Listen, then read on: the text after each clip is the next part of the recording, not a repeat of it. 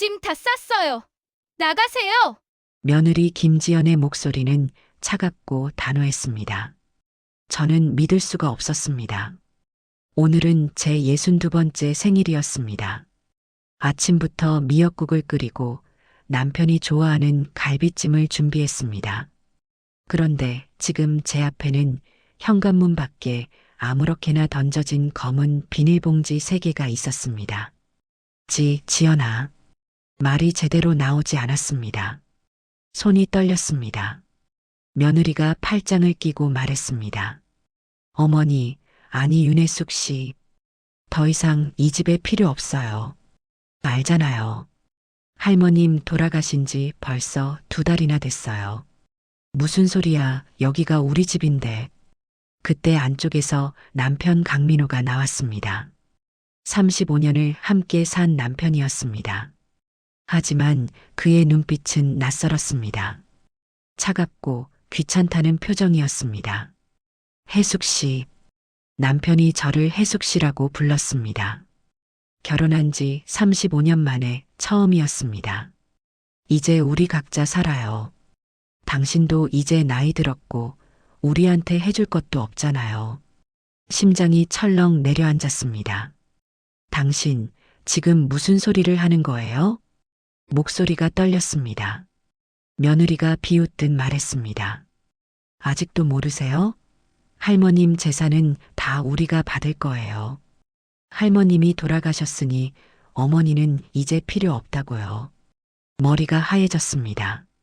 시어머니 강옥순 씨는 2달 전 돌아가셨습니다. 제가 10년 동안 간병했습니다. 기저귀 갈아드리고 밥 떠먹이고 밤새 기침하시면 등 두드려 드렸습니다. 시어머니는 서울 번화가에 건물 한 채, 예금 몇 억을 갖고 계셨습니다. 남편 사업이 어려웠을 때도 시어머니 돈으로 버텼습니다. 그런데 지금 이게 무슨 일입니까? 여보, 당신 지금 제정신이에요? 우리가 35년을 같이 살았는데. 남편이 한숨을 쉬었습니다.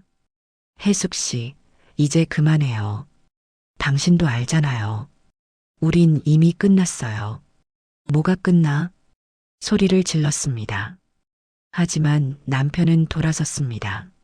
며느리가 팔짱을 낀 채 말했습니다. 빨리 가세요. 경찰 부를 거예요. 불법 침입으로. 불법 침입이라니. 여기가 내 집인데. 이 집 등기는 할머님 명의예요. 어머니 이름은 어디에도 없어요. 가슴이 무너지는 것 같았습니다. 그제야 떠올랐습니다. 3년 전 남편이 서류를 가져왔습니다. 여보, 회사 서류야. 급한 거니까 도장만 찍어줘. 믿고 도장을 찍었습니다. 그게 우리 집을 시어머니 명의로 바꾸는 서류였을 줄은 몰랐습니다. 공동 명의였던 우리 집을 남편이 제 몰래 빼돌린 것입니다. 짐 안 가져가실 거예요? 며느리가 비닐봉지를 발로 밀었습니다. 저는 떨리는 손으로 봉지를 집었습니다. 옷가지 몇 벌과 화장품, 낡은 가방이 전부였습니다. 35년의 삶이 비닐봉지 3개에 담겨 있었습니다. 어디 가서 살라고. 목이 메었습니다. 며느리가 차갑게 말했습니다. 친구 집이든 어디든 알아서 하세요. 우리는 이제 상관없어요. 남편은 뒤도 돌아보지 않고 안으로 들어갔습니다. 며느리가 문을 닫으려 했습니다. 잠깐만, 통장이라도 도장이라도. 다 압류했어요. 할머님 유산 정리하려면 필요하거든요. 어머니 명의 통장은 하나도 없어요. 다 남편 앞으로 돼 있잖아요. 쾅! 문이 닫혔습니다. 저는 아파트 복도에 멍하니 서 있었습니다. 5월의 따뜻한 봄날이었지만 온몸이 얼어붙는 것 같았습니다. 손에 든 비닐봉지가 너무 가벼웠습니다. 35년이 이렇게 가벼운 건가요? 눈물이 났습니다. 그때 봉지 하나에서 뭔가 떨어졌습니다. 낡은 수첩 하나였습니다. 시어머니 수첩이었습니다. 겉표지에 강옥순이라고 적혀 있었습니다. 왜 이게 제 짐 속에 있는지 몰랐습니다. 며느리가 실수로 넣었나 봤습니다. 수첩을 주머니에 넣었습니다. 저는 비닐봉지를 들고 엘리베이터를 탔습니다. 아파트를 나서니 세상이 너무 넓고 낯설었습니다. 62세에 갈 곳이 없었습니다. 휴대폰을 꺼냈습니다. 친구에게 전화를 걸었습니다. 여보세요, 정수가. 나야, 혜숙이. 미안한데 오늘 하루만 재워줄 수 있어? 목소리가 떨렸습니다. 그때는 몰랐습니다. 이 수첩이 제 인생을 바꿀 줄은. 그리고 35년의 배신이 그들에게 어떤 대가로 돌아올지는. 친구 최정숙의 집 작은 방에 누워 천장을 바라봤습니다. 잠이 오지 않았습니다. 오늘 일이 꿈만 같았습니다. 정숙이가 따뜻한 차를 가져다 주었습니다. 혜수가, 괜찮아? 내일 아침에 천천히 이야기하자. 일단 자. 고마워, 정수가. 밥을 먹으며 시어머니 수첩을 다시 꺼냈습니다. 하지만 펼쳐보지는 못했습니다. 눈을 감았습니다. 그러자 지난 35년이 주마등처럼 스쳐 지나갔습니다. 1988년 27세의 저는 강민호를 만났습니다. 그는 작은 건설회사에 다니는 성실한 남자였습니다. 저는 언젠가 제 회사를 차리고 싶습니다. 혜숙 씨도 함께 해주실래요? 그의 눈빛이 진지했습니다. 저는 그 눈빛을 믿었습니다. 결혼 후 시댁 식당 일을 도왔습니다. 시어머니 강옥순 씨가 운영하는 작은 백반집이었습니다. 새벽 4시에 일어나 장을 봤습니다. 하루 종일 설거지를 하고 밤 10시에 문을 닫았습니다. 손이 트고 갈라졌습니다. 하지만 불평하지 않았습니다. 우리 며느리 덕분에 손님이 늘었어. 시어머니가 미소 지으며 말씀하셨습니다. 그 말 한마디가 힘이 됐습니다. 남편은 회사를 다니며 퇴근 후에는 건축 공부를 했습니다. 저는 남편이 공부할 수 있게 집안일을 다 했습니다. 1992년 아들 강준혁이 태어났습니다. 출산 후 일주일 만에 식당에 복귀했습니다. 아기를 업고 설거지를 했습니다. 혜수가, 좀 쉬어. 몸조리 해야지. 시어머니가 걱정하셨지만 저는 괜찮다고 했습니다. 남편의 꿈을 이루려면 돈이 필요했으니까요. 5년 동안 모은 돈으로 남편은 1997년 작은 건설회사를 차렸습니다. 민호건설이었습니다. 여보, 고마워요. 당신 덕분이에요. 남편이 제 손을 잡았습니다. 행복했습니다. 하지만 시작은 쉽지 않았습니다. IMF가 터졌습니다. 회사는 부도 직전까지 갔습니다. 그때 시어머니가 나섰습니다. 내가 건물 담보로 대출받을게. 민호야, 포기하지 마. 시어머니는 식당 건물을 담보로 2억 원을 빌려주셨습니다. 저는 회사 격리 일을 맡았습니다. 월급도 없이 일했습니다. 새벽부터 밤까지 장부를 정리하고 직원들 밥을 해주었습니다. 아들 준혁이는 학원도 못 보냈습니다. 돈이 없었으니까요. 엄마, 괜찮아. 나 혼자 공부할 수 있어. 준혁이가 씩씩하게 말했습니다. 미안했습니다. 2005년 회사가 겨우 안정됐습니다. 중견 건설회사로 성장했습니다.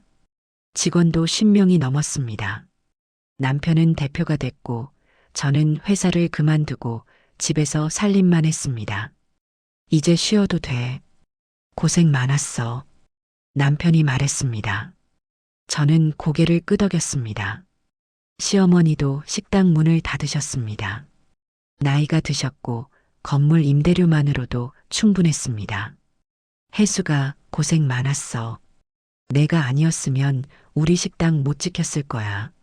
시어머니가 제 손을 잡으셨습니다. 저는 그저 웃었습니다. 가족이니까 당연한 일이었습니다. 그때 시어머니가 쓰러지셨습니다. 2013년 뇌졸중이었습니다. 오른쪽이 마비되고 말도 제대로 못하셨습니다. 내가 모실게요. 제가 나섰습니다. 남편은 회사 일로 바빴고 아들은 대학생이었습니다. 10년 동안 시어머니를 간병했습니다. 기저귀를 갈아드리고 밥을 떠먹였습니다. 밤에 기침하시면 등을 두드려 드렸습니다. 욕창이 생기지 않게 2시간마다 자세를 바꿔드렸습니다. 힘들었습니다. 허리가 아팠고 무릎이 시렸습니다. 하지만 시어머니는 저를 믿고 의지하셨습니다. 말을 더듬으시며 제 손을 잡으셨습니다. 괜찮으세요? 제가 있잖아요. 저는 웃으며 대답했습니다. 그런데 이상했습니다.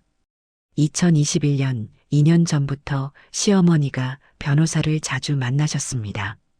어머님, 어디 가세요? 응, 잠깐. 일. 시어머니는 말을 흐리셨습니다. 며느리 김지연이 물었습니다. 할머님, 무슨 일이세요? 변호사 왜 만나세요? 너, 상관없어.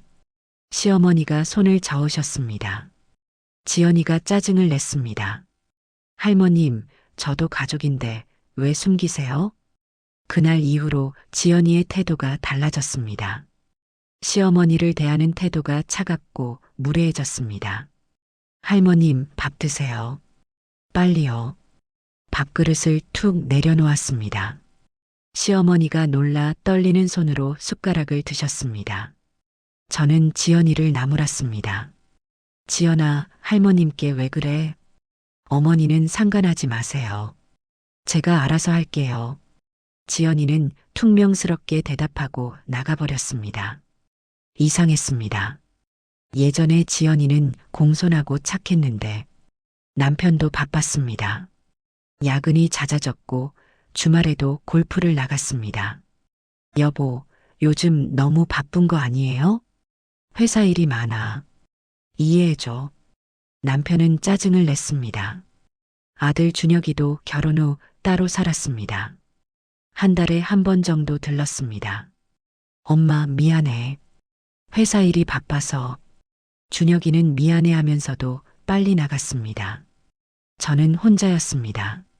시어머니와 단둘이 큰 아파트에서 지냈습니다. 그래도 괜찮았습니다. 시어머니가 있었으니까요.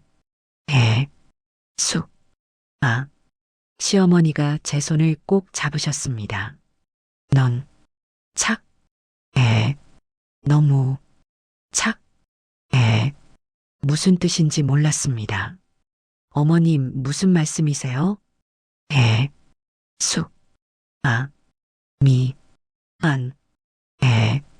시어머니 눈에 눈물이 고였습니다. 왜 미안하다고 하시는지 이해할 수 없었습니다. 그해 3월 시어머니가 돌아가셨습니다. 2023년 3월이었습니다.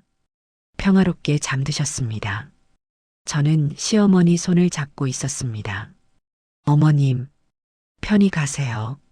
장례는 조용히 치렀습니다. 그런데 장례식장에서 이상한 일이 있었습니다. 변호사 한 명이 왔습니다. 유족분이신가요? 고인께서 남기신 유언이 있습니다. 유언이요? 남편이 물었습니다. 네. 49제 후에 공개하겠습니다. 변호사는 그렇게 말하고 갔습니다. 며느리 지연이가 남편에게 속삭였습니다. 여보, 유언장이래. 재산 이야기겠죠? 아들 준혁이도 귀를 기울였습니다. 저는 그런 것들이 중요하지 않았습니다. 시어머니를 잃은 슬픔이 더 컸습니다. 49제가 끝나고 변호사가 다시 연락했습니다. 다음 주에 유언장을 공개하겠습니다. 하지만 그 전에 일이 터졌습니다. 바로 오늘 제 62번째 생일날 집에서 쫓겨난 것입니다. 천장을 보며 생각했습니다. 35년이었습니다. 시댁 식당에서 일하고 남편 사업 키우고 아들 키우고 시어머니 간병하고 그게 제 인생의 전부였습니다. 이제 남은 게 뭡니까? 비닐봉지 3개뿐입니다. 눈물이 났습니다. 하지만 울고만 있을 수는 없었습니다. 주머니에서 시어머니 수첩을 꺼냈습니다.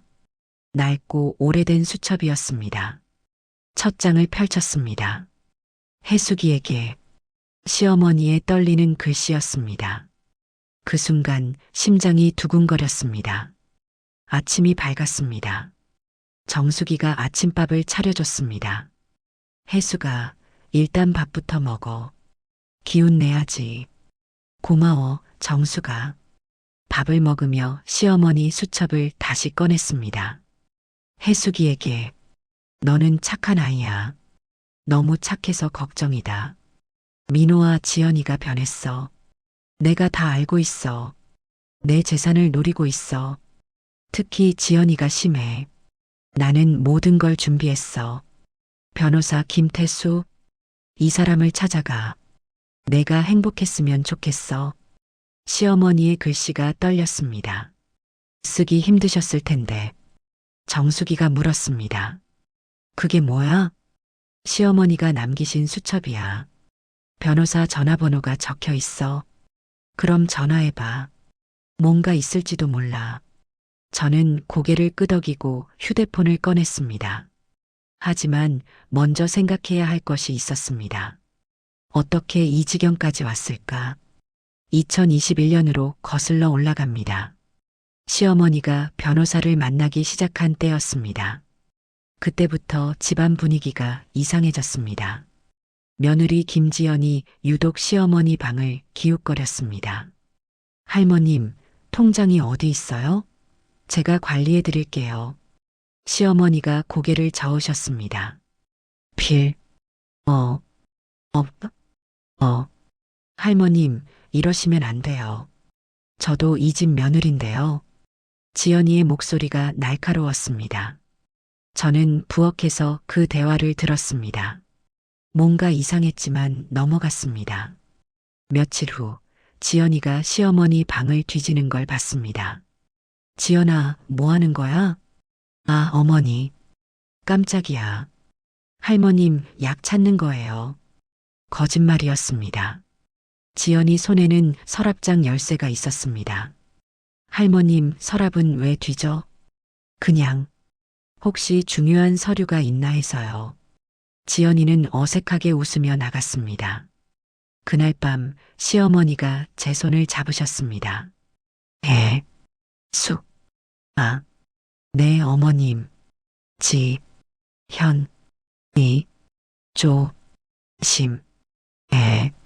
네, 무슨 말씀이세요? 시어머니는 더 말씀하지 못하셨습니다. 힘드셨나 봅니다. 하지만 그 눈빛이 심상치 않았습니다. 얼마 후 남편이 이상한 서류를 가져왔습니다. 여보, 여기 도장 좀 찍어줘. 이게 뭔데? 회사 서류야. 세무서에 제출할 거. 저는 믿고 도장을 찍었습니다. 서류를 자세히 보지 않았습니다. 남편을 믿었으니까요. 그런데 그런 일이 자꾸 반복됐습니다. 한 달에 서너 번씩 남편이 서류를 가져왔습니다. 여보, 이번에도 도장 좀. 또, 이게 다 뭐야? 사업하다 보면 서류가 많아. 빨리 좀 찍어줘. 남편이 짜증을 냈습니다. 저는 더 묻지 못하고 도장을 찍었습니다. 한 번은 궁금해서 서류를 봤습니다. 재산 이전 동의서, 부동산 명의 변경 동의서, 담보 제공 동의서. 무슨 뜻인지 정확히 몰랐습니다. 하지만 뭔가 찝찝했습니다. 여보, 이거 왜 내 도장이 필요한 거야?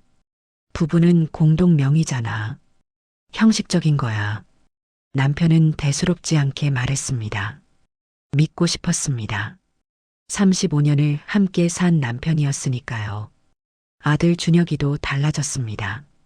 한 달에 한 번 들르던 것이 두 달에 한 번이 됐습니다. 그마저도 잠깐 들렀다가 바로 나갔습니다. 엄마, 회사 일이 바빠서 다음에 올게. 밥이라도 먹고 가. 괜찮아요. 급해서. 준혁이는 냉장고에서 음료수만 꺼내 마시고 갔습니다. 며느리 지연이도 함께 왔다가 그냥 갔습니다. 어머니, 저희 바빠서요. 할머님, 안녕히 계세요. 지연이는 시어머니 방에도 들어가지 않았습니다. 예전에는 시어머니께 정성껏 인사드렸는데 시어머니가 쓸쓸하게 웃으셨습니다. 어머님, 제가 있잖아요. 저는 시어머니 손을 잡아드렸습니다. 하지만 시어머니 눈빛은 슬펐습니다. 어느 날 지연이가 혼자 집에 왔습니다. 준혁이는 없었습니다. 어머니, 할머님 계세요? 응, 방에 계셔. 왜? 잠깐 할 말이 있어서요. 지연이가 시어머니 방으로 들어갔습니다. 저는 부엌에서 설거지를 하고 있었습니다. 그런데 목소리가 들렸습니다. 할머님, 재산 이야기 좀 해요. 건물이 어디 있어요? 통장은요?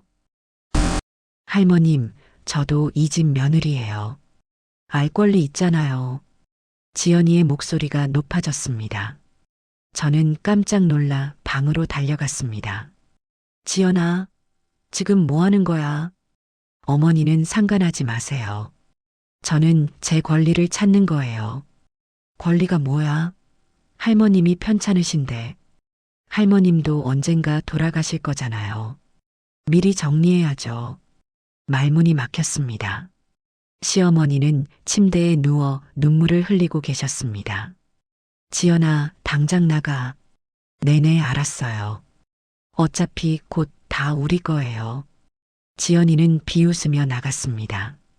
저는 시어머니를 안아드렸습니다. 어머님, 괜찮으세요?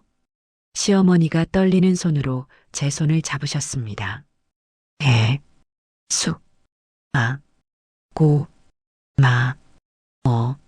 제가 당연히 해야 할 일이에요. 그날 밤 시어머니는 거의 밤새 우셨습니다. 저는 옆에서 손을 잡아드렸습니다. 어머님, 아무 걱정 마세요. 제가 있잖아요. 시어머니가 고개를 끄덕이셨습니다. 하지만 그 눈빛은 무언가 결심한 듯 했습니다. 그 다음 주 시어머니가 외출하셨습니다. 어디 가세요? 병원. 제가 모셔다 드릴게요. 혼자. 시어머니는 고집을 부리셨습니다. 택시를 부르고 모시고 나갔습니다. 그런데 병원이 아니었습니다. 법무사 사무실이었습니다. 어머님, 여기가 어디예요? 시어머니는 혼자 들어가셨습니다. 1시간 후 나오셨을 때 시어머니 얼굴이 편안해 보였습니다. 뭐가 다 됐어요? 시어머니는 대답하지 않으셨습니다. 집에 돌아오니 며느리 지연이가 기다리고 있었습니다. 할머님, 어디 갔다 오세요? 왜 말 안 하세요? 숨기는 거 있어요? 지연이가 따져 물었습니다. 시어머니가 방으로 들어가셨습니다. 지연이가 제게 물었습니다. 어머니, 할머님 어디 갔다 온 거예요? 병원. 거짓말이었습니다. 왜 거짓말을 했는지 모르겠습니다. 본능적으로 숨기고 싶었습니다. 정말요? 어느 병원이요? 내과. 지연이는 의심스러운 표정이었지만 더 묻지 않았습니다. 그날 밤 시어머니가 제 방으로 오셨습니다. 걸어서 오시기 힘드셨을 텐데. 어머님. 시어머니가 제 손에 뭔가를 쥐어주셨습니다. 수첩이었습니다. 바로 이 수첩입니다.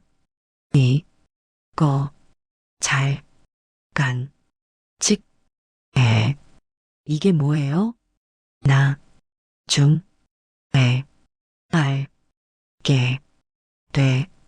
시어머니는 그렇게 말씀하시고 방으로 돌아가셨습니다. 저는 수첩을 서랍 깊숙이 넣어뒀습니다. 그리고 잊고 살았습니다. 2년이 지났습니다. 시어머니는 돌아가셨고 저는 집에서 쫓겨났습니다. 그리고 어제 우연히 짐 속에서 이 수첩을 다시 발견한 것입니다. 정수기가 말했습니다. 혜수가 변호사한테 전화해봐. 그래야겠지? 저는 떨리는 손으로 전화를 걸었습니다. 여보세요. 김태수 변호사님이신가요? 네, 그런데요. 저는 윤혜숙이라고 합니다. 강옥순 씨의 며느리인데요. 전화 너머로 잠시 침묵이 흘렀습니다. 아, 윤혜숙 씨. 기다리고 있었습니다. 내일 사무실로 오실 수 있으세요? 네, 갈게요. 전화를 끊었습니다. 정수기가 물었습니다. 모레, 내일 오래. 뭔가 있나 봐. 혜수가 희망을 가져. 저는 고개를 끄덕였습니다. 하지만 가슴 한편이 무거웠습니다. 과연 무엇이 기다리고 있을까요? 밤이 됐습니다. 잠이 오지 않았습니다. 내일 변호사를 만난다는 생각에 마음이 복잡했습니다. 휴대폰을 켰습니다. 남편에게서 전화가 와 있었습니다. 10통이 넘었습니다. 문자도 있었습니다. 혜숙 씨, 집에 와요. 이야기 좀 합시다. 제발 연락 좀 해요. 어디 있어요? 왜 갑자기 연락을 하는 걸까요? 어제까지만 해도 저를 내쫓았는데 전화를 걸까 고민했습니다. 하지만 하지 않았습니다. 대신 과거를 떠올렸습니다. 뭔가 놓친 게 있을 것 같았습니다. 1년 전쯤이었습니다. 남편의 휴대폰이 거실 소파에 놓여 있었습니다. 평소에는 절대 놓아두지 않았는데 그때 카톡 알림이 떴습니다. 여보, 오늘 몇 시에 만나? 발신자는 수진이었습니다. 심장이 철렁했습니다. 여보라고 불렀습니다. 저는 휴대폰을 다시 내려놨습니다. 보지 않은 척 했습니다. 믿고 싶었습니다. 남편을 믿고 싶었습니다. 하지만 그 후로 이상한 일이 계속됐습니다. 남편이 향수를 뿌리기 시작했습니다. 35년 동안 한 번도 뿌리지 않았는데, 여보, 향수 언제부터 뿌려? 회사에서 냄새 나면 안 되잖아. 그럴듯했습니다. 하지만 뭔가 이상했습니다. 주말에도 골프를 자주 나갔습니다. 여보, 요즘 골프 너무 자주 가는 거 아니에요? 사업하려면 교재가 필요해. 이해 좀 해줘. 남편은 짜증을 냈습니다. 어느 날 남편 셔츠에서 립스틱 자국을 발견했습니다. 연한 핑크색이었습니다. 제가 쓰는 색이 아니었습니다. 여보, 이거 뭐예요? 남편이 셔츠를 보더니 당황했습니다. 아, 그거 회식 때 직원이 실수로 부딪혔나 봐. 직원이요? 응, 여자 직원. 남편은 대수롭지 않게 말했습니다. 저는 더 이상 묻지 못했습니다. 의심하는 것 같아서. 하지만 가슴이 답답했습니다. 며느리 지연이는 더 노골적으로 변했습니다. 시어머니 돌아가시기 한 달 전이었습니다. 지연이가 집에 왔습니다. 어머니, 할머님 상태가 어때요? 많이 안 좋으셔. 의사가 길어야 몇 달이래. 그럼 유언장은 쓰셨어요? 말문이 막혔습니다. 지연아, 그게 무슨 말이야? 어머니, 현실적으로 생각해요. 할머님 재산을 정리해야죠. 할머님이 아직 살아계신데 무슨 소리야? 어머니도 알잖아요. 할머님이 돌아가시면 재산이 어떻게 되는지. 지연이는 차갑게 말했습니다. 재산, 재산, 재산. 그게 그렇게 중요해? 중요하죠. 저희도 살아야 하는데요. 지연이는 비웃으며 나갔습니다. 저는 시어머니 방으로 갔습니다. 시어머니는 누워 계셨습니다. 눈을 감고 계셨지만 깨어 계셨습니다. 어머님, 주무세요? 시어머니가 눈을 뜨셨습니다. 눈물이 고여 있었습니다. 어머님,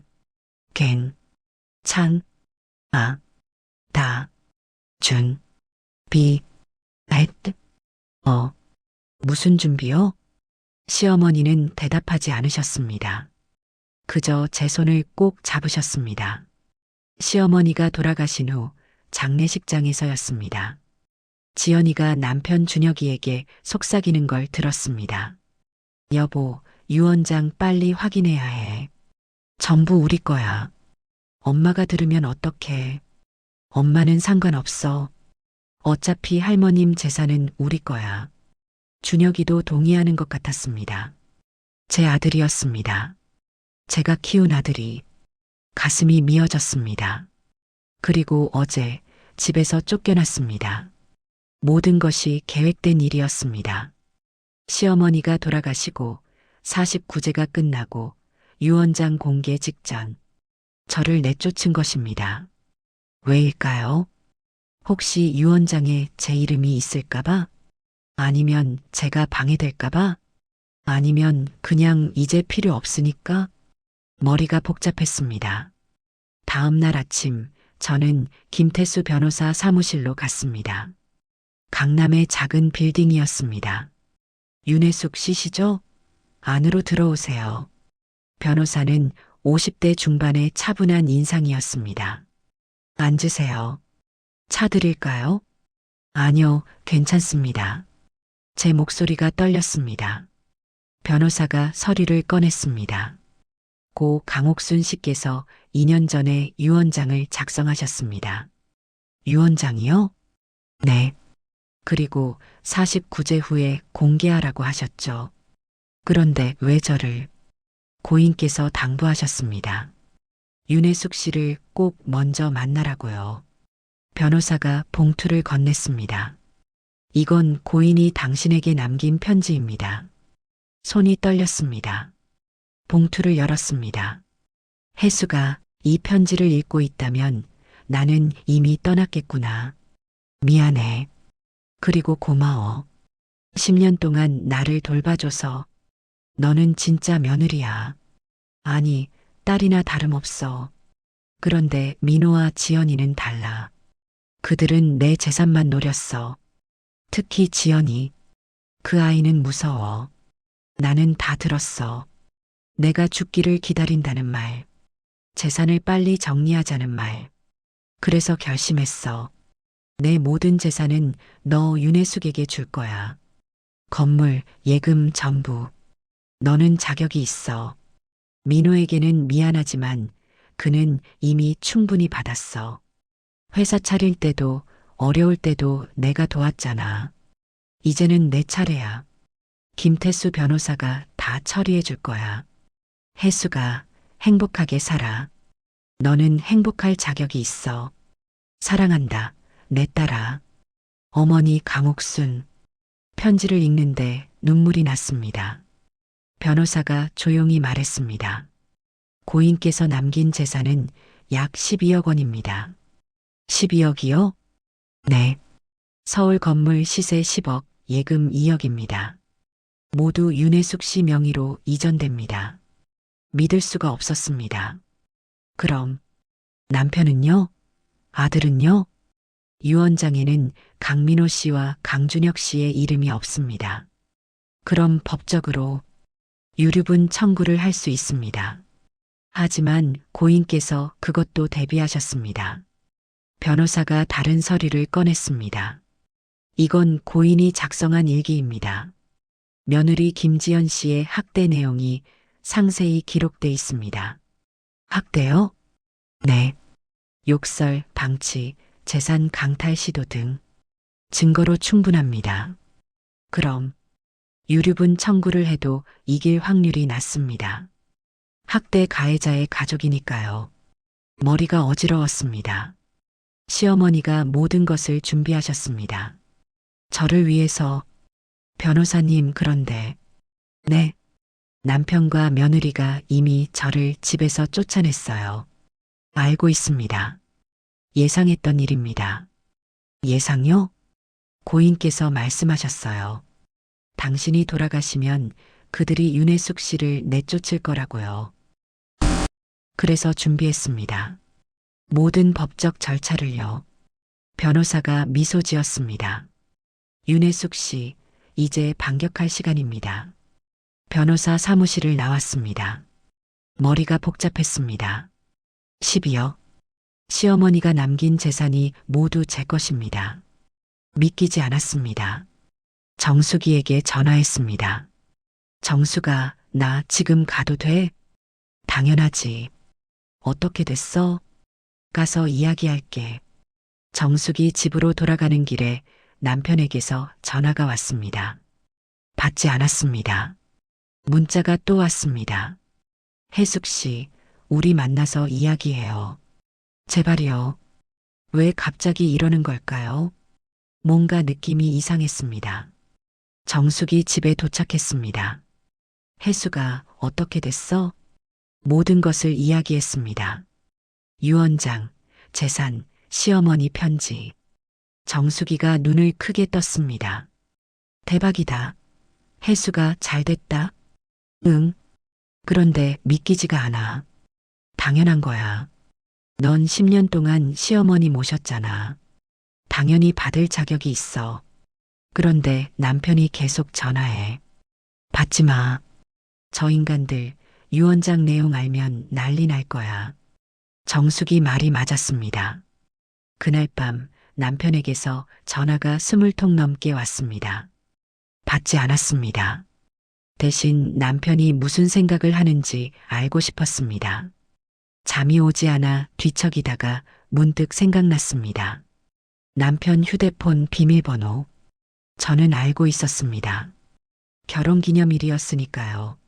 남편이 바꾸지 않았다면 아직 같을 것입니다. 다음 날 아침 결심했습니다. 집에 가보기로 했습니다. 남편과 며느리가 없는 시간에 오전 10시 아파트에 도착했습니다. 남편은 회사에 갔을 시간이었고 며느리도 외출했을 것입니다. 비밀번호를 눌렀습니다. 문이 열렸습니다. 아직 비밀번호를 바꾸지 않았습니다. 집 안으로 들어갔습니다. 35년을 살았던 집이었는데 낯설었습니다. 거실 소파에 남편 가방이 놓여 있었습니다. 가방을 열었습니다. 서류들이 있었습니다. 재산 이전 계약서, 부동산 담보대출 신청서, 주식 양도 동의서, 모두 제 도장이 찍혀 있었습니다. 손이 떨렸습니다.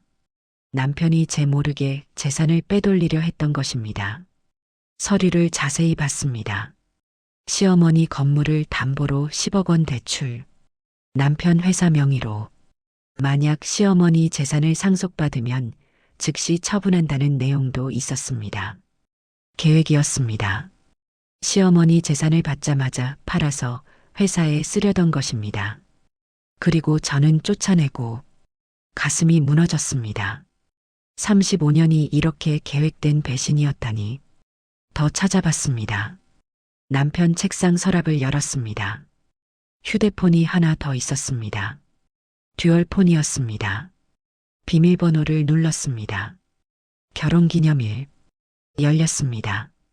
카톡을 열었습니다. 수진이라는 이름이 맨 위에 있었습니다. 대화를 받습니다. 여보, 오늘 저녁에 봐요. 마누라는 처리됐어. 이제 신경 쓸 일 없어. 정말요? 다행이다. 이제 우리 결혼할 수 있는 거죠? 그럼. 엄마 재산만 정리되면 바로 이혼할게. 사랑해요. 오빠. 손에서 휴대폰이 떨어질 뻔했습니다. 10년. 10년째 불륜이었습니다. 더 위로 올라가 봤습니다. 2013년부터 대화가 시작됐습니다. 사진도 있었습니다. 남편과 여자가 함께 찍은 사진들. 여행, 데이트, 호텔. 제가 시어머니 간병하는 동안 남편은 다른 여자와 놀고 있었습니다. 눈물이 났습니다. 더 견딜 수 없어서 휴대폰을 내려놨습니다. 그때 현관문이 열리는 소리가 들렸습니다. 어머니, 며느리 지연이었습니다. 여기서 뭐 하세요? 지연이가 놀란 표정으로 물었습니다. 저는 서류를 집어들었습니다. 이게 뭐야? 어머니, 그건 내 도장 찍어서 재산 빼돌리려 한 거지. 지연이 얼굴이 굳었습니다. 어머니, 오해예요. 오해가 아니야. 다 여기 있잖아. 저는 소리쳤습니다. 지연이가 차가운 표정으로 변했습니다. 그래요. 맞아요. 우리가 계획한 거예요. 뭐라고? 할머님 재산은 원래 우리 거예요. 어머니가 가져갈 게 아니라고요. 10년 동안 내가 모셨어. 너는 뭘 했는데? 그래서요? 그게 돈이 되나요? 어머니는 그냥 며느리 역할 한 거예요. 말문이 막혔습니다. 지연이가 비웃었습니다. 어머니 현실을 봐요. 어머니 명의로 된 재산이 하나도 없잖아요. 집도 통장도 다 남편 앞으로 돼 있어요. 그건 어머니가 순진해서 그래요. 아니, 멍청해서 뺨을 때리고 싶었습니다. 하지만 참았습니다. 후회할 거야. 뭐라고요? 너희들 곧 후회하게 될 거야. 저는 서류와 휴대폰을 들고 집을 나왔습니다. 뒤에서 지연이가 소리쳤습니다. 어머니, 그거 내려놔요. 무시했습니다. 엘리베이터를 타고 내려왔습니다. 밖으로 나오니 다리에 힘이 풀렸습니다. 35년 동안 믿었던 사람들이었습니다. 남편, 아들, 며느리 모두 저를 배신했습니다. 재산 때문에, 돈 때문에 가슴이 아팠습니다. 하지만 동시에 화가 났습니다. 시어머니가 옳았습니다. 그들은 재산만 노렸습니다. 저는 김태수 변호사에게 전화했습니다. 변호사님, 저예요. 윤혜숙입니다. 네, 무슨 일이세요? 증거를 더 확보했어요. 남편 서류와 휴대폰 내용이요. 좋습니다. 바로 사무실로 오세요. 전화를 끊었습니다. 이제는 싸울 시간입니다. 35년 동안 참고 살았습니다. 이제는 제 권리를 찾을 것입니다. 시어머니가 남겨주신 것을 지킬 것입니다. 변호사 사무실에 도착했습니다. 모든 증거를 보여줬습니다. 변호사가 고개를 끄덕였습니다. 이 정도면 충분합니다. 강민호 씨의 재산 빼돌림 시도와 불륜까지 입증됩니다. 그럼 어떻게 하죠? 다음 주에 유언장 공개합니다. 그때 모든 게 드러날 겁니다. 알겠습니다. 집으로 돌아오는 길에 남편에게서 전화가 왔습니다. 이번에는 받았습니다. 여보세요. 혜숙 씨, 어디 있어요? 집에 들어왔다며요? 응, 갔다 왔어. 뭐하러? 남편 목소리에 다급함이 묻어났습니다. 내 짐 챙기러. 서류는? 서류 가져갔어요?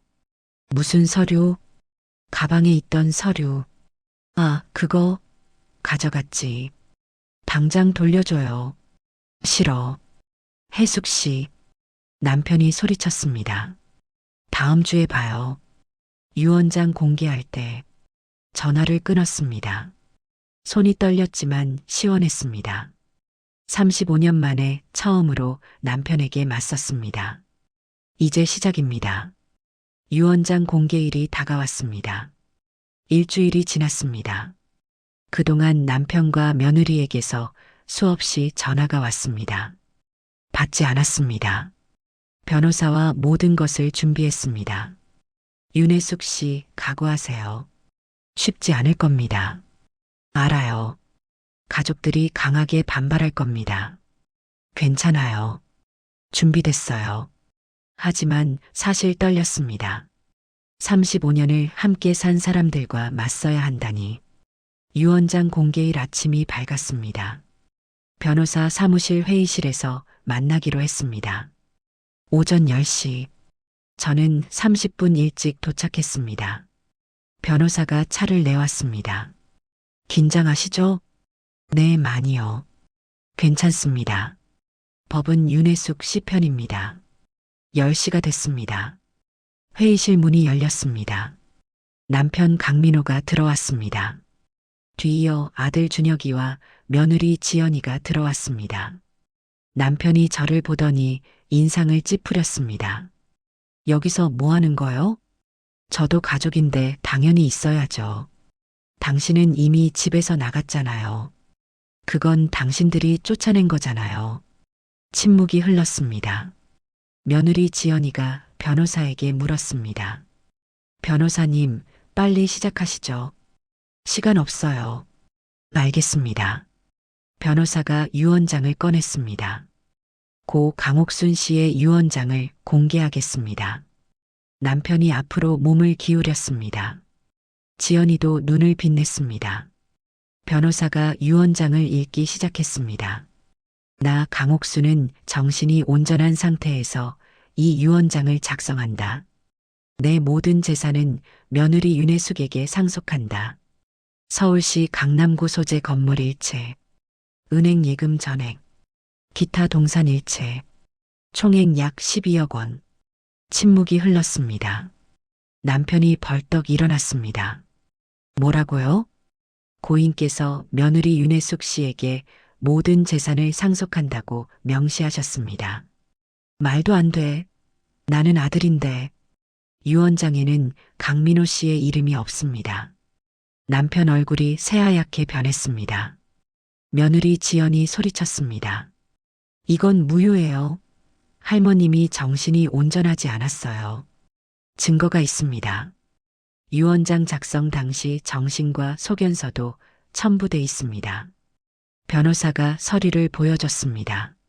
아들 준혁이가 저를 봤습니다. 엄마, 이게 무슨 일이야? 할머니가 결정하신 거야. 엄마가 뭘 했길래? 10년 동안 할머니를 모셨어. 너희는 뭘 했는데? 준혁이 말문이 막혔습니다. 남편이 책상을 쳤습니다. 이건 인정 못해. 유류분 청구할 거요. 그러시겠다면 어쩔 수 없죠. 변호사가 다른 서류를 꺼냈습니다. 하지만 이것도 보셔야 할 것 같습니다. 이게 뭔데요? 고인이 작성한 일기입니다. 며느리 김지연 씨의 학대 내용이 상세히 기록돼 있습니다. 변호사가 일기를 읽기 시작했습니다. 2021년 3월 15일. 지연이가 또 소리쳤다. 빨리 죽으라고. 재산이나 빨리 정리하라고. 2021년 5월 2일. 지연이가 밥을 안 가져다 줬다. 해수기가 없으면 굶을 뻔했다. 2021년 8월 10일. 지연이가 통장을 내놓으라고 했다. 안 주니까 욕을 했다. 지연이 얼굴이 하얘졌습니다. 그건 증거는 충분합니다. 학대 가해자의 가족은 유류분을 받을 수 없습니다. 남편이 주저앉았습니다. 이럴 수가. 저는 가만히 앉아 있었습니다. 복잡한 기분이었습니다. 통쾌하면서도 슬펐습니다. 준혁이가 저에게 다가왔습니다. 엄마, 정말 이러실 거예요? 준혁아, 나도 살아야 해. 그래도 우리 가족인데. 가족? 저는 웃음이 나왔습니다. 나를 쫓아낸 사람들이 가족이라고? 준혁이 아무 말도 못했습니다. 며느리 지연이 울기 시작했습니다. 어머니, 제발이요. 우리도 생각해 주세요. 너는 할머니한테 뭐라고 했지? 빨리 죽으라고 했잖아. 지연이 고개를 숙였습니다. 남편이 저를 봤습니다. 혜숙 씨, 우리 다시 이야기합시다. 이제 와서? 미안해요. 내가 잘못했어. 10년 동안 바람 피운 것도? 남편이 얼어붙었습니다. 그건 어떻게? 다 알아. 수진이라는 여자. 10년째 만나고 있지. 회의실이 조용해졌습니다. 준혁이가 남편을 봤습니다. 아빠, 그게 사실이에요? 남편은 대답하지 못했습니다. 저는 가방에서 서류를 꺼냈습니다. 이것도 봐. 내 도장 훔쳐서 재산 빼돌리려 한 거. 변호사에게 건넸습니다. 변호사가 서류를 확인했습니다. 이건 배우자 재산권 침해로 볼 수 있습니다. 민사소송도 가능합니다. 남편이 고개를 떨어뜨렸습니다. 미안해요, 혜숙 씨. 내가 잘못했어요. 이제 와서 미안하다고? 제발 한 번만 용서해줘요. 저는 고개를 저었습니다. 안 돼. 35년 동안 참고 살았어. 이제는 내 인생을 살 거야. 회의실을 나왔습니다. 뒤에서 남편이 소리쳤습니다. 혜숙 씨, 혜숙 씨. 돌아보지 않았습니다. 복도를 걸으며 눈물이 났습니다. 끝이었습니다. 35년의 결혼 생활이 이렇게 끝났습니다. 변호사 사무실을 나와 정숙이 집으로 갔습니다. 다리에 힘이 하나도 없었습니다. 혜수가 정숙이 달려와 안아줬습니다. 고생했어. 정말 잘했어. 눈물이 났습니다. 정수가 나 이제 어떻게 살아? 괜찮아. 이제 시작이야. 내 인생의 시작. 정숙이 말이 맞았습니다. 하지만 35년의 무게가 너무 무거웠습니다. 그날 밤 잠을 이룰 수 없었습니다. 남편과의 추억이 떠올랐습니다. 처음 만난 날, 결혼식 날, 아들 낳던 날. 행복했던 순간들이 주마등처럼 지나갔습니다. 하지만 그게 다 거짓이었을까요? 아니면 어디선가부터 변한 걸까요?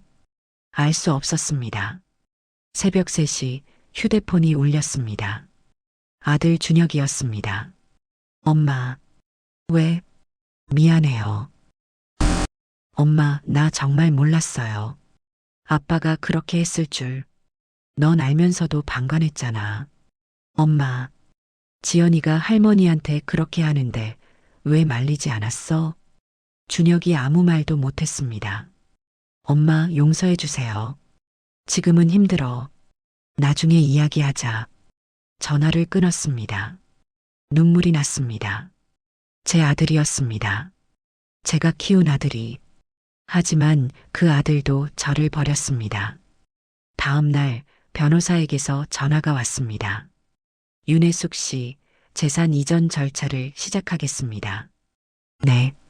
건물은 일주일 내로 명의 이전됩니다. 예금도 마찬가지고요. 알겠습니다. 그리고 한 가지 더. 네. 고인께서 남긴 또 다른 자료가 있습니다. 또요? 네. 강민호 씨 회사 관련 자료입니다. 변호사 사무실로 갔습니다. 변호사가 파일을 꺼냈습니다. 이건 고인께서 10년간 모은 자료입니다. 무슨 자료인데요? 강민호 씨 회사의 탈세 및 횡령 증거입니다. 손이 떨렸습니다. 시어머니가 이것도 모았어요? 네. 고인께서 아들을 지켜보셨던 겁니다. 그리고 실망하셨죠. 파일을 열어봤습니다. 수십 장의 서류가 있었습니다. 회사 비자금 조성, 세금 탈루, 불법 하도금. 모두 증거가 명확했습니다. 이걸 어떻게 하죠? 고인께서 당부하셨습니다. 강민호 씨가 윤혜숙 씨를 괴롭히면 이걸 쓰라고요. 지금 괴롭히고 있나요? 저는 고개를 끄덕였습니다. 어제부터 남편에게서 수십 통의 전화와 문자가 왔습니다. 혜숙 씨, 제발 만나줘요. 우리 다시 이야기합시다. 무시했습니다. 며느리 지연이도 문자를 보냈습니다. 어머니, 제가 잘못했어요. 용서해 주세요. 이제 와서 용서를 구한다고 용서가 되나요? 변호사가 말했습니다. 이 자료로 고발할 수 있습니다. 강민호 씨는 구속될 수도 있습니다. 하지만 결정은 윤혜숙 씨가 하셔야 합니다. 저는 고민했습니다. 남편을 고발한다는 것. 35년을 함께 산 사람을. 하지만 그 사람이 저를 배신했습니다. 10년 동안 바람 피우고 재산 빼돌리려 하고 집에서 쫓아냈습니다. 일단 보관해 주세요. 생각 좀 해볼게요. 알겠습니다. 며칠 후 건물 명의가 제 이름으로 바뀌었습니다. 예금도 모두 제 통장으로 들어왔습니다. 12억 원. 평생 처음 보는 돈이었습니다. 정수기가 축하한다며 밥을 사줬습니다. 혜수가 축하해. 이제 내 거야. 응. 고마워. 근데 혜수가 이제 어떻게 할 거야? 뭐? 산 말이야. 앞으로 어떻게 살 거야? 생각해보지 못한 질문이었습니다. 62세. 이제 어떻게 살아야 할까요? 모르겠어. 생각해 볼게. 집으로 돌아오는 길에 시어머니가 하시던 백반집 앞을 지나쳤습니다. 작은 식당이었습니다. 옥순 식당. 시어머니가 젊었을 때 하시던 가게였습니다. 지금은 문이 닫혀 있었습니다. 시어머니가 쓰러지신 후 문을 닫았습니다. 문득 생각이 들었습니다. 이 식당을 다시 열면 어떨까? 시어머니를 기억하며, 그리고 제 새로운 시작으로 다음 날 변호사에게 전화했습니다. 변호사님, 식당 다시 열고 싶은데요. 좋은 생각입니다. 건물 안에 있죠? 네. 1층에요. 그럼 리모델링 하시겠어요? 간단하게요. 알겠습니다. 도와드리죠. 식당 문을 열었습니다. 10년 동안 닫혀 있어서 먼지가 가득했습니다. 하지만 시어머니의 흔적이 남아 있었습니다. 식탁, 주방기구, 그릇들 모두 옛날 것이었지만 정이 갔습니다. 어머님, 제가 다시 열게요. 혼자 중얼거렸습니다. 그때부터 청소를 시작했습니다. 정수기도 와서 도와줬습니다. 혜수가, 이거 진짜 할 거야? 응. 해보고 싶어? 좋아. 내가 도와줄게. 한 달 동안 식당을 정리했습니다. 벽을 새로 칠하고 주방을 수리하고 테이블을 닦았습니다. 간판도 새로 만들었습니다. 해숙 식당. 시어머니 이름 대신 제 이름을 넣었습니다. 시어머니가 이해하실 것 같았습니다. 오픈 날이 밝았습니다. 떨렸습니다. 과연 손님이 올까요? 오전 10시 문을 열었습니다. 첫 손님은 동네 할머니였습니다. 여기 다시 열었어요? 네. 제가 며느리예요. 아, 옥순이 며느리. 혜숙 씨구나. 네, 맞아요. 옥순이가 맨날 자랑했어. 며느리가 효부라고. 눈물이 날 뻔했습니다. 앉으세요. 뭐 드시겠어요? 된장찌개 주세요. 손님을 앉히고 주방으로 갔습니다. 손이 떨렸지만 집중했습니다. 35년 동안 해온 일이었습니다. 된장찌개를 끓이고 밥을 퍼고 반찬을 내왔습니다. 어머, 맛있다. 옥순이 손맛이 나는데? 할머니가 웃으셨습니다. 감사합니다. 고마워. 또 올게. 첫 손님이었습니다. 가슴이 벅찼습니다. 그날 하루 10명 정도의 손님이 왔습니다. 많지 않았지만 괜찮았습니다. 시작이었으니까요. 밤이 되어 식당 문을 닫았습니다. 거울을 보니 제 모습이 보였습니다. 62세의 여자. 주름이 늘었고 머리에 흰머리가 섞였습니다. 하지만 눈빛은 살아 있었습니다. 어머님, 고마워요. 거울 속 제 모습에게 말했습니다. 시어머니가 저에게 새로운 삶을 주셨습니다. 이제는 행복하게 살 것입니다. 시어머니를 위해서, 그리고 저를 위해서 식당을 연 지 한 달이 지났습니다. 하루 15명 정도의 손님이 왔습니다. 많지는 않았지만 만족스러웠습니다. 단골 할머니들이 생겼습니다. 혜숙 씨, 음식이 맛있어요. 다음 주에 또 올게요. 칭찬 한마디가 힘이 됐습니다. 저는 건물 2층 작은 원룸으로 이사했습니다. 제 건물이었으니 월세를 낼 필요가 없었습니다. 소박한 공간이었지만 편안했습니다. 혼자 사는 것도 나쁘지 않았습니다. 하지만 평화는 오래가지 않았습니다. 어느 날 저녁 식당 문을 닫으려는데 남편이 나타났습니다. 혜숙 씨, 왜 왔어요? 이야기 좀 합시다. 할 말 없어요. 남편은 초췌해 보였습니다. 살도 빠지고 얼굴도 어두웠습니다. 제발 5분만. 저는 한숨을 쉬고 문을 열었습니다. 들어와요. 남편이 들어와 의자에 앉았습니다. 혜숙 씨, 미안해요. 이제 와서 미안하다고요? 내가 잘못했어요. 정말 잘못했어요. 남편이 고개를 숙였습니다. 제발 고발은 하지 말아요. 고발이요? 회사 자료 말이에요. 당신이 가지고 있다며요? 아, 시어머니가 모은 자료. 변호사가 말했어요? 아니요. 그냥 짐작했어요. 남편이 떨리는 목소리로 말했습니다. 혜숙 씨, 제발.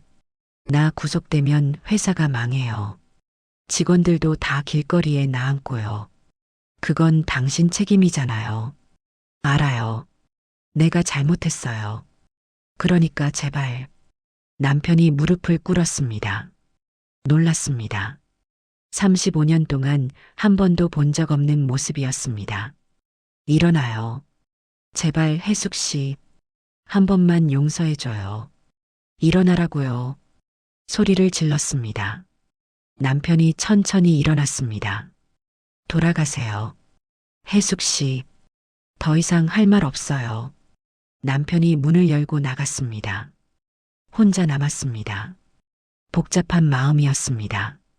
남편을 고발하면 그는 감옥에 갈 것입니다. 회사도 망할 것이고 직원들도 피해를 볼 것입니다.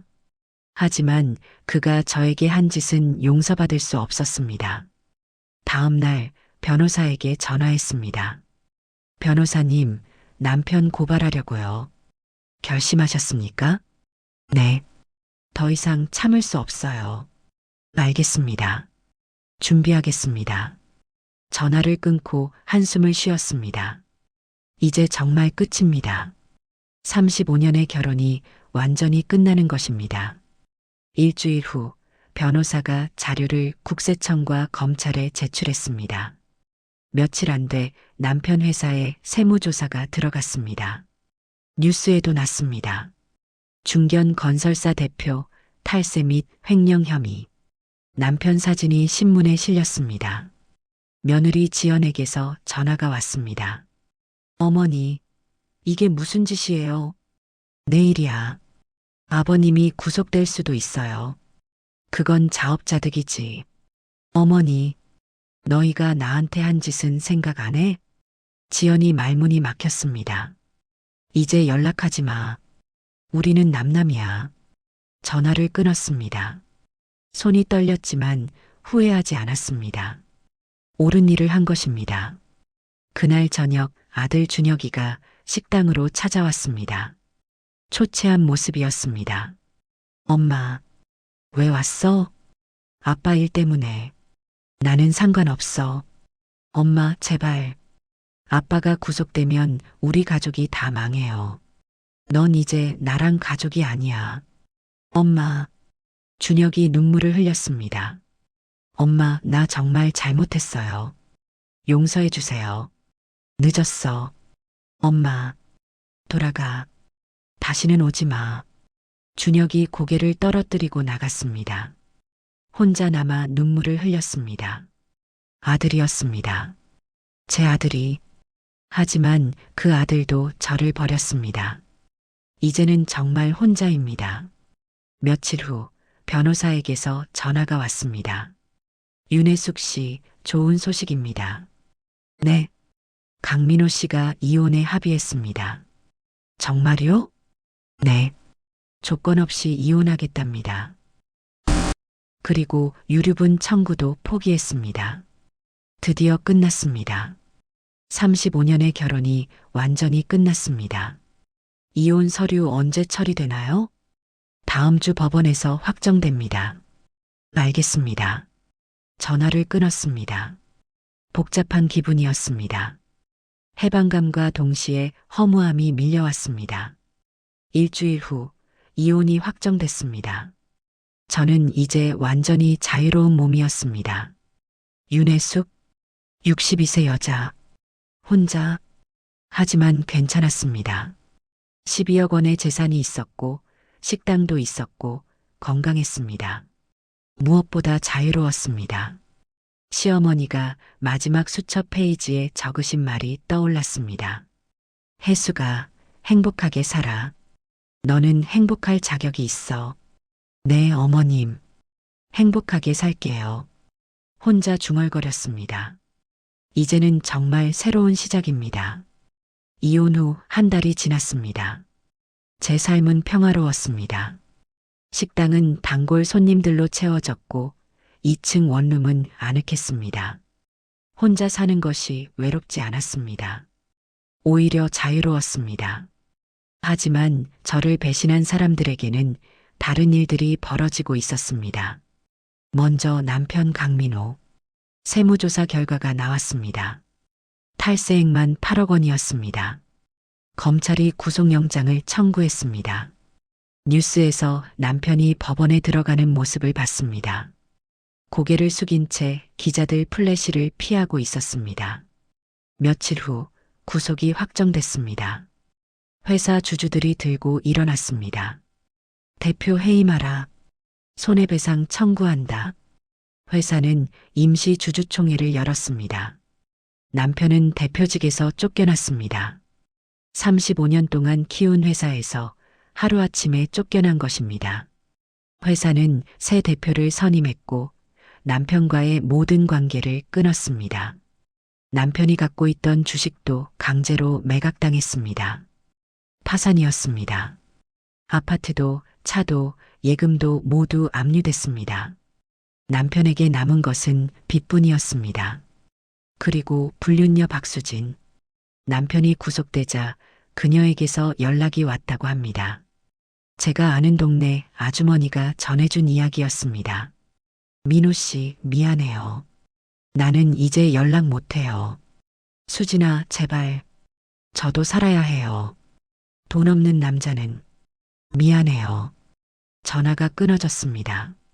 카톡도 차단당했습니다. 10년 동안 만난 여자였습니다. 사랑한다고 했던 여자였습니다. 하지만 돈이 없어지니 떠났습니다. 남편은 교도소에서 혼자 남았습니다. 면회도 거의 오지 않았습니다. 아들 준혁이도 한 달에 한 번 정도만 갔습니다. 외로운 나날이었을 것입니다.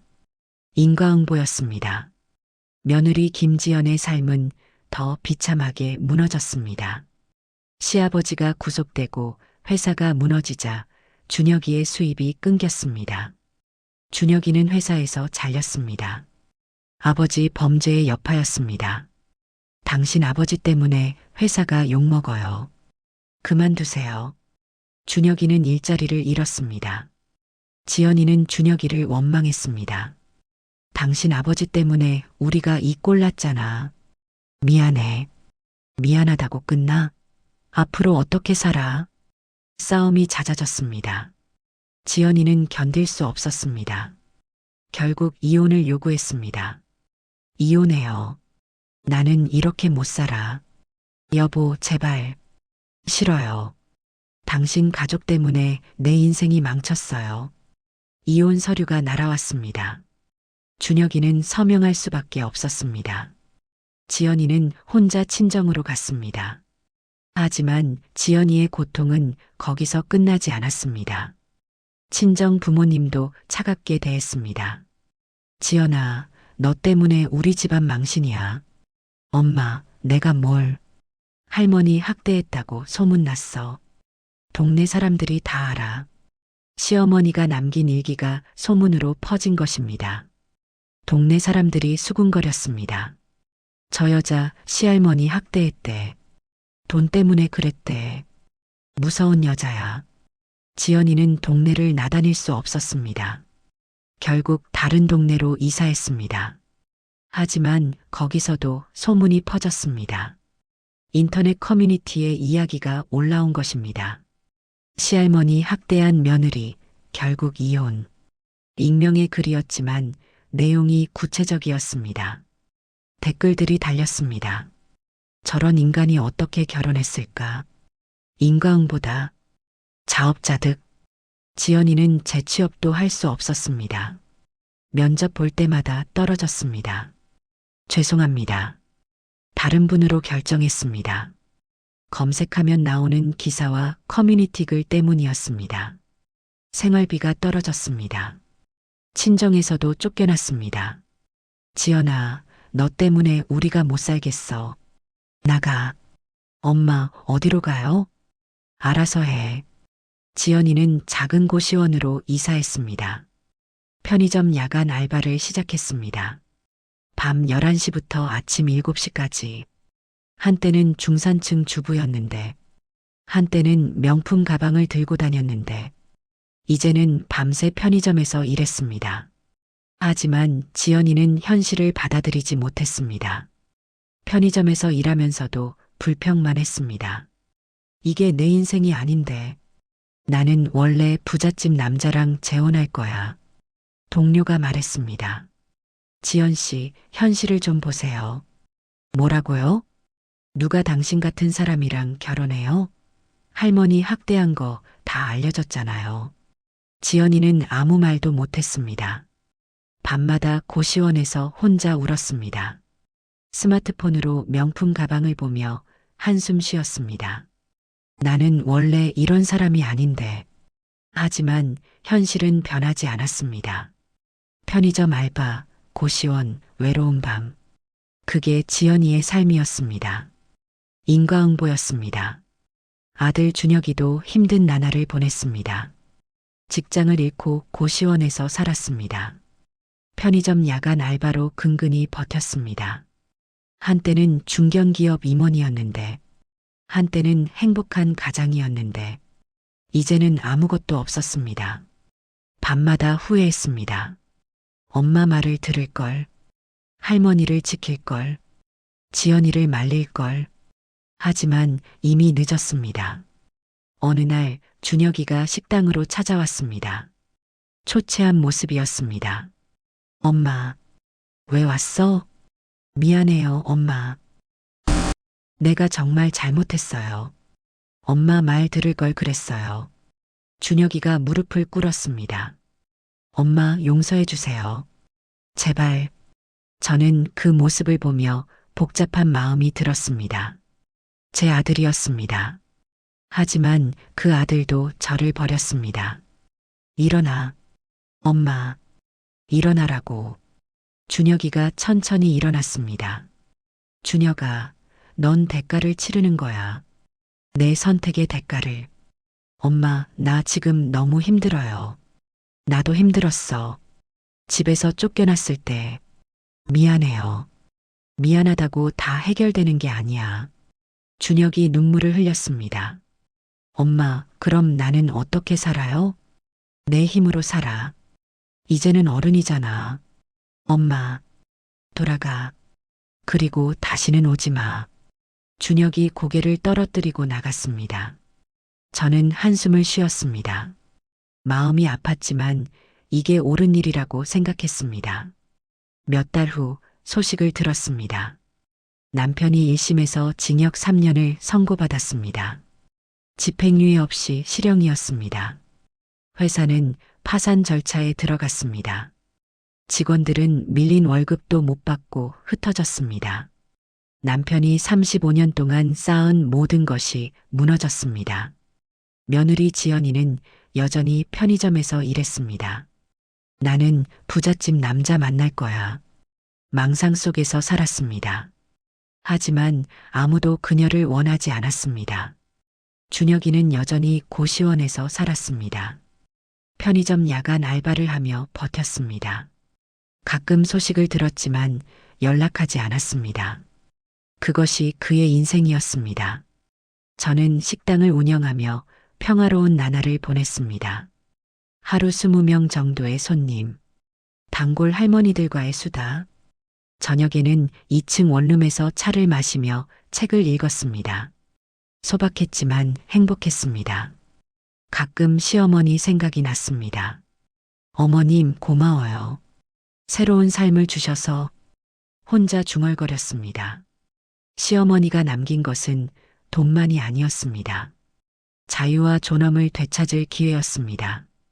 그것이 진짜 유산이었습니다. 인과응보. 저를 배신한 사람들은 모두 대가를 치렀습니다. 남편은 감옥에 갔고, 며느리는 모든 것을 잃고 망상 속에 살았고, 아들도 바닥까지 떨어졌습니다. 그들이 저에게 했던 것들이 그대로 돌아온 것입니다. 저는 복수하지 않았습니다. 다만 진실을 밝혔을 뿐입니다. 그리고 시어머니가 남긴 것을 지켰을 뿐입니다. 나머지는 세상이 알아서 했습니다. 그것이 인과응보였습니다. 행복. 1년이 지났습니다. 해숙식당은 동네에서 소문난 곳이 됐습니다. 해숙씨 음식이 제일 맛있어. 거기 가면 마음이 편해져. 할머니들이 입소문을 냈습니다. 하루 손님이 20명에서 30명으로 늘었습니다. 충분했습니다. 많이 벌고 싶지 않았습니다. 그저 하루하루 평화롭게 사는 것이 목표였습니다. 그리고 특별한 결정을 했습니다. 매달 마지막 주 수요일 65세 이상 어르신들께 무료 식사를 제공하기로 했습니다. 해숙 씨, 이거 진짜 공짜예요? 네, 할머니. 편하게 드세요. 고마워. 착한 사람이야. 시어머니를 생각하며 시작한 일이었습니다. 할머니들이 행복해 하시는 모습을 보면 마음이 따뜻해졌습니다. 오늘도 아침 9시에 식당 문을 열었습니다. 첫 손님은 박 할머니였습니다. 해숙 씨, 오늘도 왔어. 네, 할머니. 뭐 드시겠어요? 된장찌개 주세요. 할머니를 앉히고 주방으로 갔습니다. 익숙한 손놀림으로 찌개를 끓였습니다. 할머니가 말했습니다. 해숙 씨, 요새 표정이 정말 좋아 보여. 그래요? 응. 예전엔 어둡더니 이제는 환해. 감사합니다. 혼자 사는 거 외롭지 않아? 괜찮아요. 오히려 편해요. 할머니가 고개를 끄덕였습니다. 그래, 혼자 사는 것도 나쁘지 않지. 자유니까. 맞는 말이었습니다. 자유. 35년 만에 되찾은 자유였습니다. 아침에 일어나 커피를 마실 때, 식당에서 손님과 이야기할 때, 저녁에 혼자 책을 읽을 때, 모든 순간이 자유로웠습니다. 누구 눈치 보지 않고, 누구 시중 들지 않고, 오로지 제 삶을 사는 것. 이것이 진짜 행복이었습니다. 점심시간에는 근처 식당에서 혼자 밥을 먹었습니다. 해숙 씨, 오늘은 비빔밥 드실래요? 네, 사장님. 혼밥이 외롭지 않았습니다. 오히려 편했습니다. 35년 동안 남의 밥상을 차렸습니다. 이제는 제 밥만 챙기면 됐습니다. 밥을 먹으며 창밖을 봤습니다. 여름날이었습니다. 나무들이 푸르렀습니다. 아름다웠습니다. 예전에는 이런 것을 볼 여유가 없었습니다. 이제는 천천히 살 수 있었습니다. 오후에는 정수기가 식당에 들렀습니다. 혜수가 요새 어때? 좋아. 평화로워. 다행이다. 혜수가 너 정말 잘 선택했어. 고마워, 정수가. 내가 없었으면 못 버텼을 거야. 무슨 소리? 넌 원래 강한 애야. 정수기가 제 손을 잡았습니다. 친구였습니다. 진짜 친구였습니다. 35년 동안 옆에 있어준 사람. 남편도 아들도 아닌 친구가 제일 든든했습니다. 저녁이 됐습니다. 식당 문을 닫고 2층 원룸으로 올라갔습니다. 작은 공간이었습니다. 침대, 책상, 옷장. 그게 전부였습니다. 하지만 제 공간이었습니다. 창문을 열었습니다. 저녁 바람이 들어왔습니다. 차를 끓여 마셨습니다. 책을 펼쳤습니다.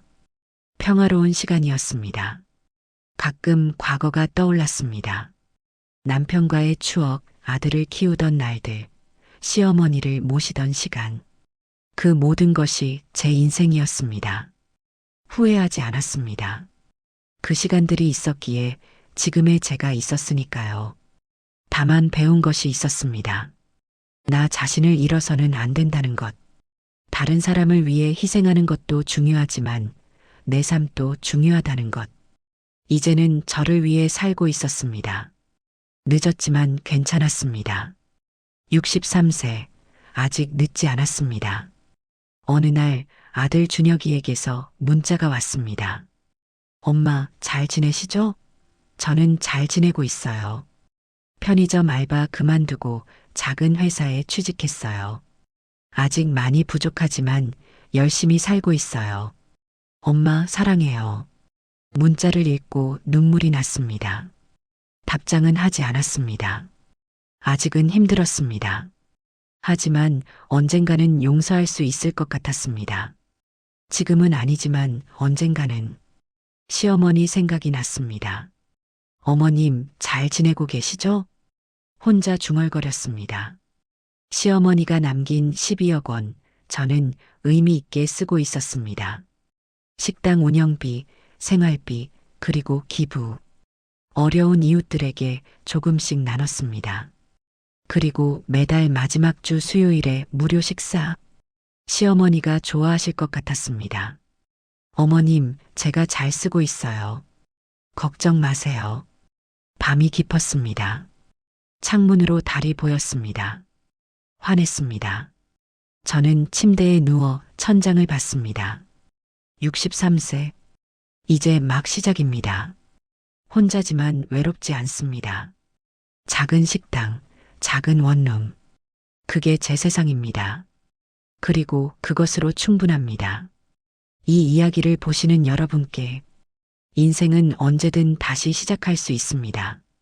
나이는 숫자일 뿐입니다. 희생도 중요하지만 자신을 잃어서는 안 됩니다. 그리고 기억하세요. 인과응보는 반드시 옵니다. 선하게 살면 선한 결과가 옵니다. 악하게 살면 악한 결과가 옵니다. 저는 이제 행복합니다. 소박하지만 진짜 행복입니다. 여러분도 행복하시길 바랍니다. 감사합니다.